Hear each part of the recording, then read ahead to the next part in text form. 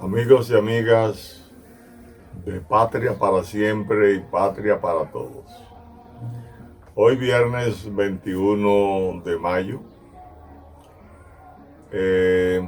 estamos a 2 días de que en el 1965, hace 56 años, cayera el coronel Rafael Tomás Fernández Domínguez y también concluyera de manera prácticamente definitiva la llamada Operación Limpieza, que consistió en que las tropas de San Isidro, apoyadas por las tropas norteamericanas, eliminaran o hicieran bajar hacia la parte sur de la capital a todos los constitucionalistas que estaban en la parte norte y que combatieron a los contrarios constitucionalistas en la fábrica de clavo Enriquillo, en ese espacio, en transportación y fundamentalmente en el cementerio y todo el entorno, donde sin respetar familias ni vecindario, las tropas enemigas de la democracia pues provocaron una gran cantidad de víctimas, apoyado por los tanques americanos y los cañones norteamericanos, y sobre todo por la moral que le imprimía el ejército americano, quien sirvió desde su llegada para la rearticulación del disuelto ejército de San Isidro, el abastecimiento y la elevación de la moral que habían perdido como consecuencia de la derrota del 27 de abril en el puente Duarte. Esa parte del fin de la operación limpieza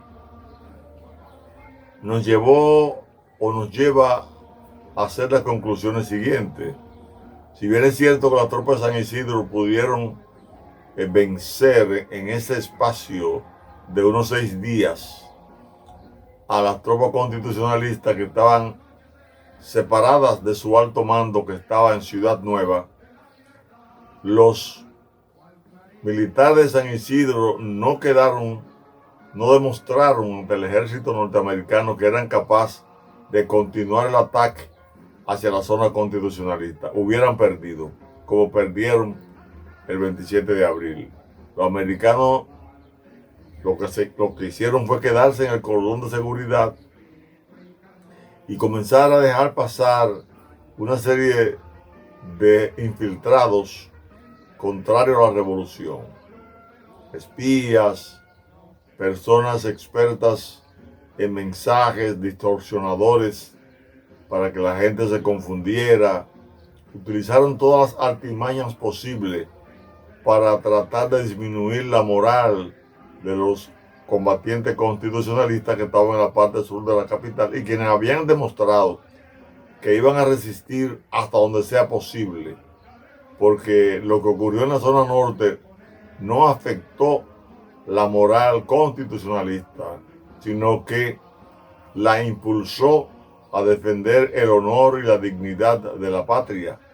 Además, el ataque masivo hacia la zona constitucionalista de tropas de San Isidro que permitieran pasar los americanos podría causar el destrozo de un sinnúmero de fuerzas económicas que habían, de factores de la economía dominicana que estaban ubicadas en Ciudad Nueva, de manera mayoritaria, como era el caso de las mercancías traídas por aduana, como era el caso de un sinnúmero de almacenes de mercancías extranjeras, como era el caso también de los bancos que estaban casi todos situados en la zona constitucionalista. Ese patrimonio nacional que estaba en la zona constitucionalista también impedía que se cometiera la locura de atacar a la zona constitucionalista sin un previo análisis de los resultados que se iban a obtener.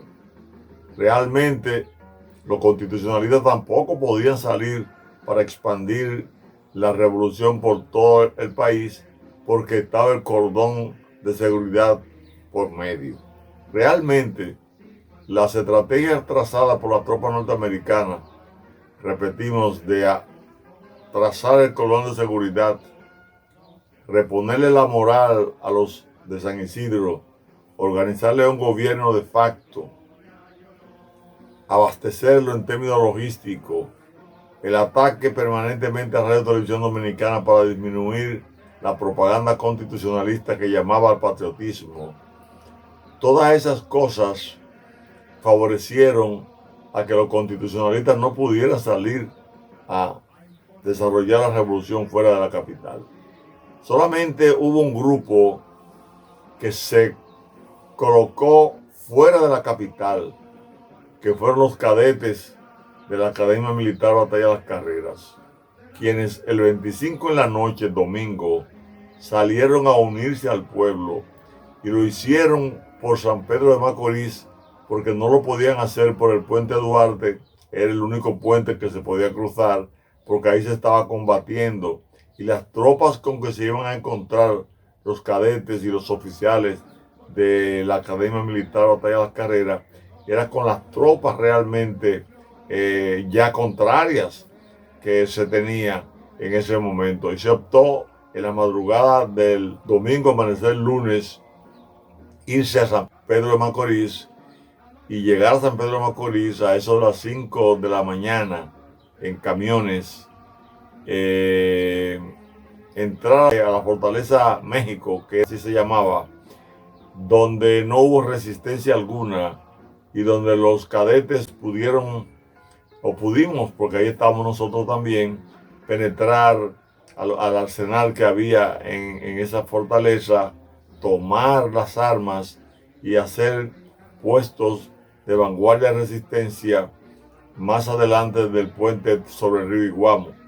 Ese grupo de cadetes que pasaba de los 100 y oficiales bien preparados fue el único grupo que se colocó fuera de la capital, que de haber habido una buena comunicación con los mandos constitucionalistas, tal vez ese grupo, en el momento de la desbandada de San Isidro, cuando pierden la batalla del 27 de abril, pudo haber entrado de nuevo a San Isidro con el elemento favorable de la dispersión que había y pudieron haber dado un remate esa noche. Como no había comunicación, lo que hicieron los grupos de cadetes fue salir hacia Sabana de la Mar en camiones para desde el puerto de Sabana de la Mar llegar a Samaná. A mitad de camino, el capitán Jan Arismendi, quien era el que iba comandando a los grupos de cadetes, hizo que el barco que iba adelante, la embarcación que iba adelante, doblara hacia Sánchez, porque él dijo que podían habernos estado esperando allá en el puerto de Samaná, como en efecto supimos de nuevo que había ametralladoras emplazadas que de haber llegado allá no hubieran barrido al llegar. Pues Sánchez se tomó sin ningún inconveniente, había un solo marinero de servicio, se llegó al muellecito de madera y esa noche la pasamos en Sánchez y se acordó llegar a la capital de alguna manera. Integrarnos a la revolución constitucionalista era el objetivo fundamental. Se oía en la radio San Isidro que hablaba de que ya las tropas del CEF habían tomado la capital, pero era todo lo contrario. Nosotros no asumimos eso como cierto y en la madrugada, cuando nos fueron a buscar en 3 camiones, la condición que se le puso fue de que fueran sin soldados y así lo hicieron. Y entonces en esos camiones fue que hicimos la travesía hacia la capital, llegando a Anagua, doblando hacia el lado de San Francisco de Macorís para salir entonces a la carretera Duarte, donde todos los lugares que pasaban los militares decían que estaban con el pueblo. Eso era el 28 en la mañana. No habían llegado todavía las tropas norteamericanas. No se conocía que la iban a pedir porque el pedimento lo hizo Benoit al mediodía, como a las 2 de la tarde del 28. Nosotros estamos hablando de que llegamos a Villa Altagracia a eso de las 10 de la mañana. El pueblo se lanzó a la calle. Ahí nos cambiamos la ropa militar, la camisa por ropa civil, y pudimos entrar a la ciudad capital, donde en un momento determinado uno de los camiones que andaban los cadetes fue interceptado por la Guardia Presidencial, y ahí se dieron cuenta donde estábamos, era en la Nunciatura, buscando información acerca de cómo estaba la correlación de fuerza y si era verdad que lo que decía Radio San Isidro era correcto, de que las tropas de San Isidro habían tomado la capital. En lo que se averiguaba, fuimos rodeados por un grupo de soldados, granada en mano, ametralladora también, y ahí hubo que negociar porque estábamos rodeados y las monjas lloraban, los sacerdotes salieron, la gente de la Nunciatura, la oficialidad que andaba con nosotros. El fin fue que acordamos que como éramos amigos, lo correcto era entregar las armas porque estábamos rodeados y podían volar los camiones con granada. Ese día el grupo de cadetes cayó preso el 28. Pues el 21 de mayo, viernes como hoy, estábamos prisioneros.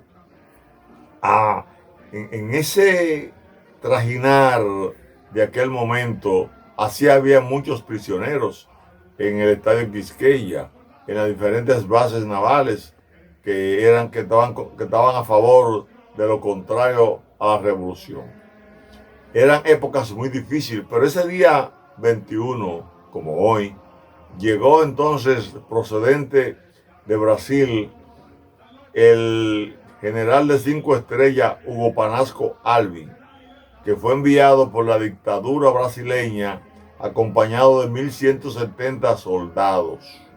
Eso llegaron de Brasil, además de los 42.913 que había norteamericanos, pues llegaron esos 1.170 de Brasil, llegaron 250 de la dictadura de Honduras, llegaron de Nicaragua 159, estaba la dictadura de Somoza, 183 de Paraguay, donde estaba la dictadura de Stroessner, y 21 policías de Nicaragua se unieron a la llamada Fuerza Interamericana de Paz para poder los norteamericanos justificar que había un apoyo en América Latina contrario a la Revolución Dominicana y que favorecían la posición de invasión de ellos, que era la invasión número 85 que hacían fuera de Estados Unidos y la número 33 en el área de América. Ese día 21 de mayo estaba ya Camaño preparándose para decir un discurso el 24, que se cumplía un mes de haberse iniciado la revolución, donde Camaño ese día demostró la capacidad que tenía, un día como el lunes que viene, donde hablaremos un poco de ese discurso y de los otros pasos que se siguieron dando hasta llegar al día 15 de junio, donde se comenzó una batalla directa entre las tropas norteamericanas y las tropas constitucionalistas, quienes recibieron con honor y dignidad y valentía esas tropas interventoras. Nosotros recordamos entonces que todavía quedan rasgos de aquellas infiltraciones que se hicieron de los soldados, de los espías que se enviaron a Ciudad Nueva. Los grupos se comenzaron a dividir, fueron captados, se estudiaron los espacios de comando donde estaban, nos tomaban fotografías y luego esas fotografías las llevaban a los grupos enemigos e interventores. Recuerdo que en el año de 1967, en marzo, fui a buscar visa para ir a Estados Unidos porque fuimos becados hacia Chile y no pudimos ir porque nos dio papera 3 días antes. Y cuando llegamos allá, el cónsul tenía fotografía de nosotros, donde nos cuestionó por qué no habíamos ido a Chile, por qué íbamos a Estados Unidos, etc. Pero con fotografías que nos tiraban y luego esas fotografías la vendían los espías que iban allá o la transferían a los lugares que ellos entendían. Fue una época de mucha confusión que dura hasta el día de hoy, señores. Esa penetración provocó tanta división en los grupos, por ejemplo, de izquierda, que se dividieron en muchos grupos y hoy han llegado a 56 años desunidos. Los militares constitucionalistas y combatientes también. No hay forma de unificarlo, de que podamos unificarlo. Siempre hay un chisme que favorece al enemigo. Siempre hay una intriga. El esfuerzo que se ha hecho ha sido muy grande para que la República Dominicana pueda tener un ideal compartido por todos, que es la defensa de la patria, que es la defensa de la democracia, que es la organización y concientización del pueblo para que pueda vivir en un Estado social y democrático de derecho. Todavía es el día que los partidos políticos no le dan cumplimiento al mandato de la Constitución de practicar la democracia interna y la transparencia en los partidos.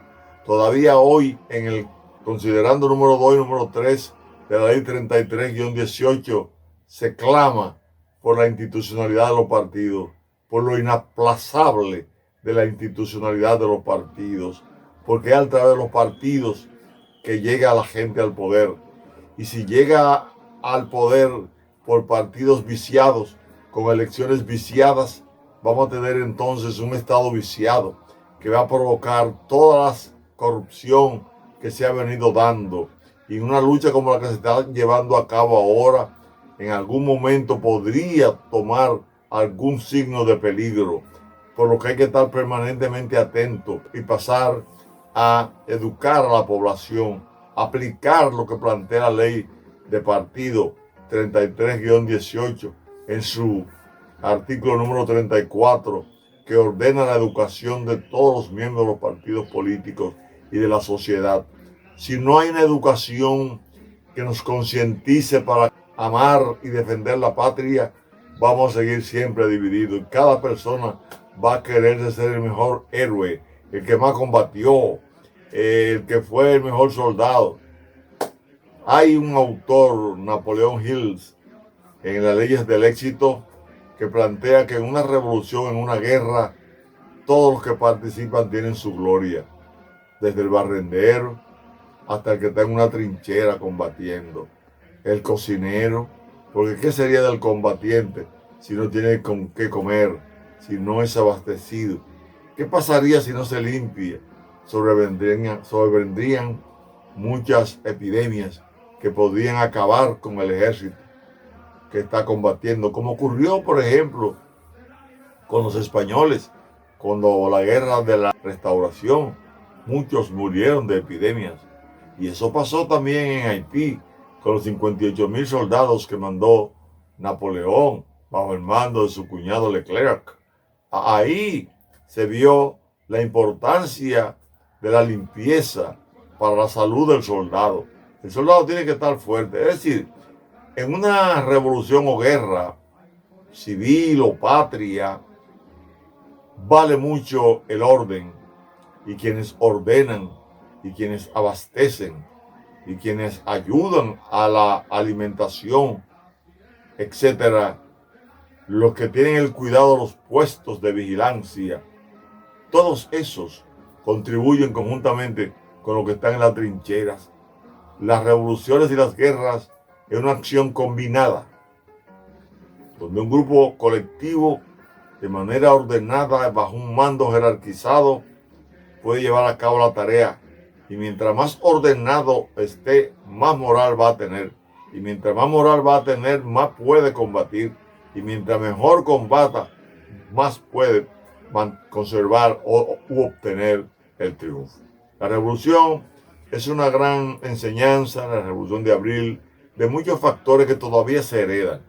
Todavía se colocó después de la revolución el gobierno de Joaquín Balaguer, y ese gobierno siguió haciendo, fue la continuación de la represión que había en la misma revolución, de los contrarios a la Constitución contra los constitucionalistas. Por eso se prolongó durante 12 años y terminó en un momento inclusive hasta con una banda, se llamó la Banda Colorada, que eliminaba a la gente en las calles a mansalva. Los políticos cogieron miedo a la responsabilidad, a la ética de la responsabilidad. Y la mayoría se han plegado a llevar a cabo una política servilista, una política que encubra lo mal hecho y que no concientice a la sociedad, porque se ha entendido que concientizar y organizar es contrario al statu quo, es contrario a lo que piensan los sectores de poder. Y para que haya una democracia, tiene que llegarse a un punto donde se entienda que la supremacía de la Constitución tiene que primar, que la Constitución y las leyes tienen que primar, que la responsabilidad ética y moral tienen que primar.